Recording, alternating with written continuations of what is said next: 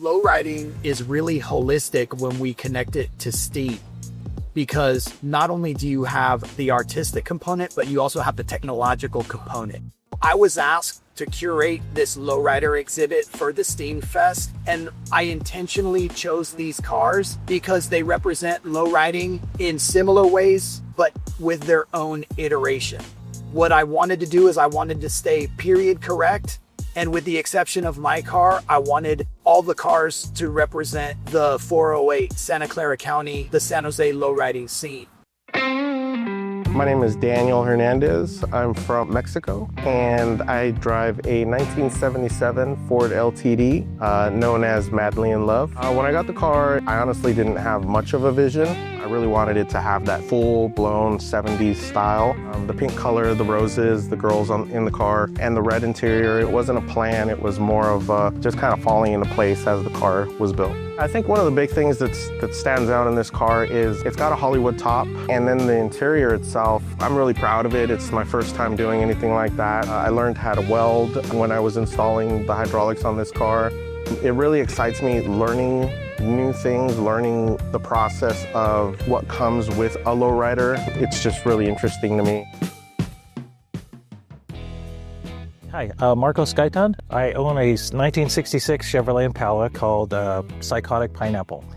I just wanted a nice car with rims and a little paint like everybody else, but I had a bad case of builder's disease. So, add this, add that, and I never ever intended to make a car look like this. I designed the car, I did all the drawings, and then I took it to my friend over at the Lucky 7 to paint the car. The console was hand-built to kind of mimic the side of the car, and the upholstery was done by Bob Devine's Custom Materials out of Martinez. The coloring, it's kind of a pistachio green, and it's really vibrant. I really think it makes the car. We have a pineapple on the trunk, and I didn't have the name before the car. As the car started getting painted, it started developing, it starts talking to you, just like a painting. My name is Ricardo Cortez, and I own a 1967 Buick LeSabre that belonged to my grandfather, Nicolas. The Buick itself is important to our family history and legacy because it was the family car that he bought in the late 1960s, and it was the car that he used to go visit Cesar Chavez on multiple occasions to take supplies and help organize UFW strikes. He gave it to me when I was about 18 years old.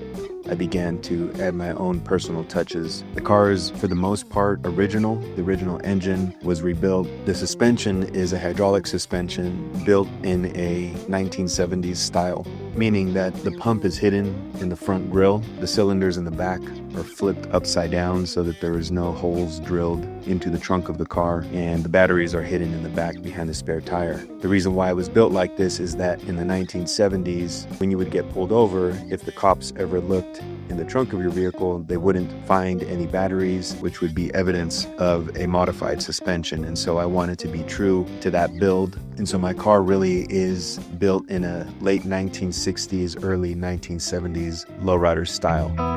My name is John Ulloa, Dean of Language Arts and Social Sciences here at West Valley College. I drive a 1973 Buick Riviera. The name of the car is The Conspiracy. I didn't really know what I wanted the car to look like. I had an idea of what I wanted the car to look like, but it's like a sculptor that just pulls the image out of a block of marble, or a painter pulls an image out of the canvas. This car kind of built itself organically, and I was listening, literally like listening to the car. I gutted the entire inside of the car, cut the dash out to the firewall, and built it back out custom. A twisted metal grille is a very, very distinct 70s style accessory. They're custom made, so I learned how to weld building that grille. The flames have a certain type of flow to them. Walt Prey, who was a very famous lowrider painter in the 70s, he painted the world famous Gypsy Rose, which is an iconic lowrider and one of my muses. They're called seaweed flames because they kind of have that elongated seaweed look. As a Chicano, lowriding has always been front and center of my life. Lowriding in its golden era was, front and center, especially with like the Chicano movement, which was a cultural pride statement, unapologetic. There's a saying in our culture that goes, La cultura cura, culture cures. And, you know, people talk about, I have to take a cruise and clear my head. And really what that is if you do that and you feel better, that's a holistic homeostasis. We have steam and we have the car, you know, articulating and hitting all of these different points, art, science, technology, engineering, all of that. But what it does at the deepest part is it aligns mind, body, and spirit. Lowriding does that.